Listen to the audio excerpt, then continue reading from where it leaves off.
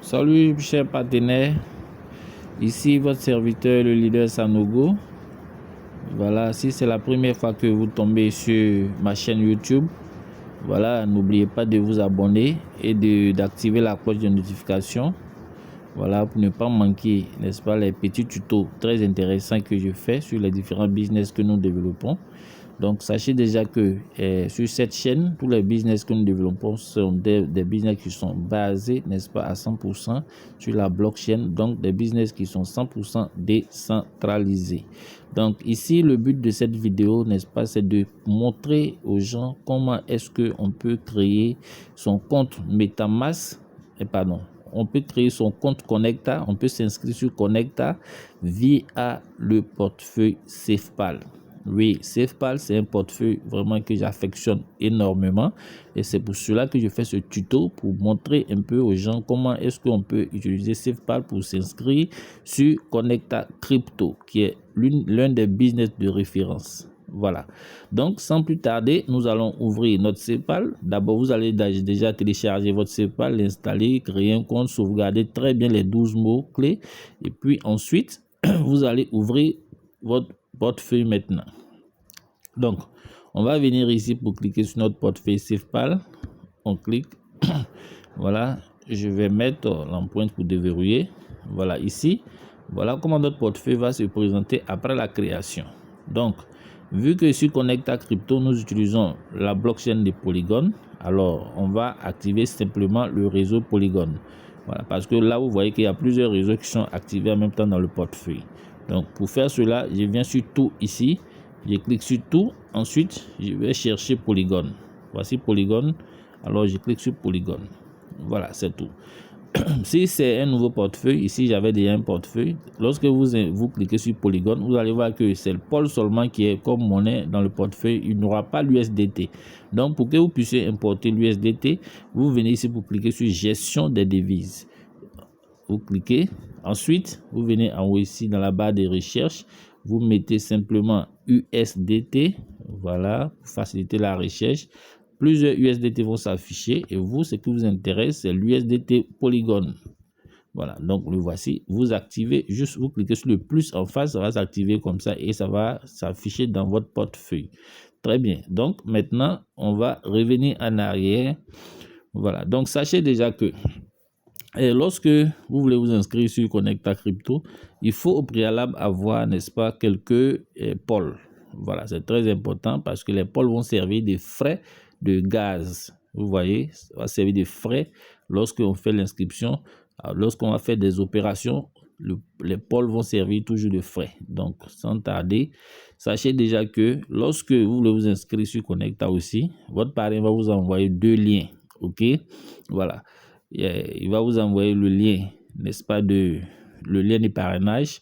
Ensuite, il va vous envoyer un lien Alchemy. Il y en a qui peuvent créer leur propre lien Alchemy, mais voilà, il y a certains pays, par exemple la Côte d'Ivoire, lorsque tu veux créer la partie où on doit mettre le numéro de téléphone, souvent ça bloque, ça n'arrive pas. Mais ne vous inquiétez pas, vous pouvez utiliser l'API que votre parrain va vous envoyer, le lien API que votre parrain va vous envoyer, ça ne cause aucun souci.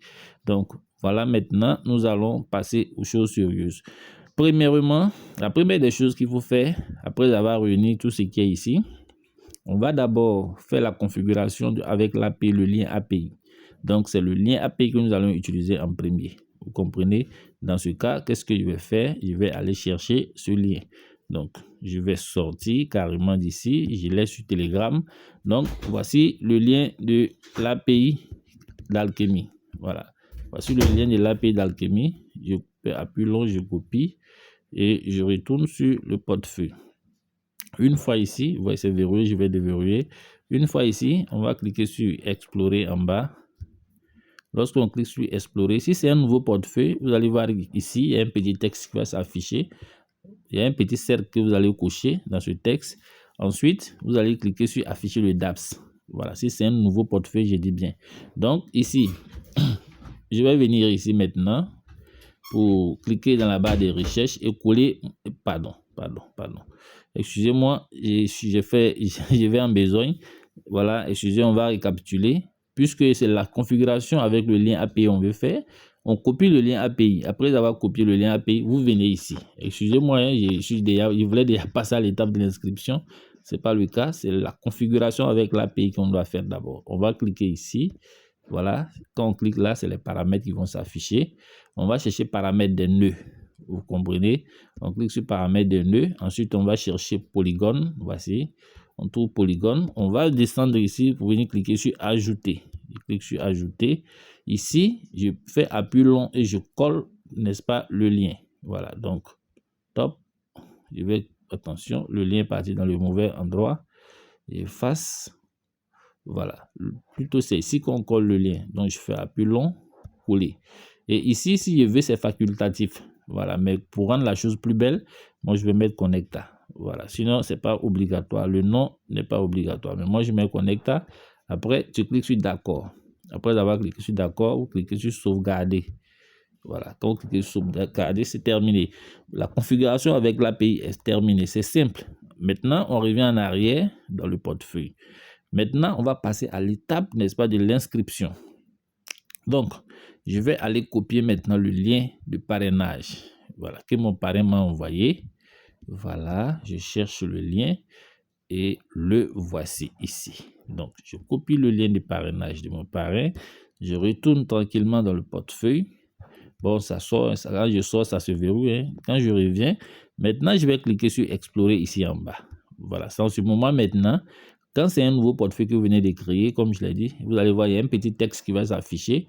Vous aurez un petit cercle à cocher et cliquez également sur afficher le DAPS pour que le DAPS puisse s'afficher comme ça.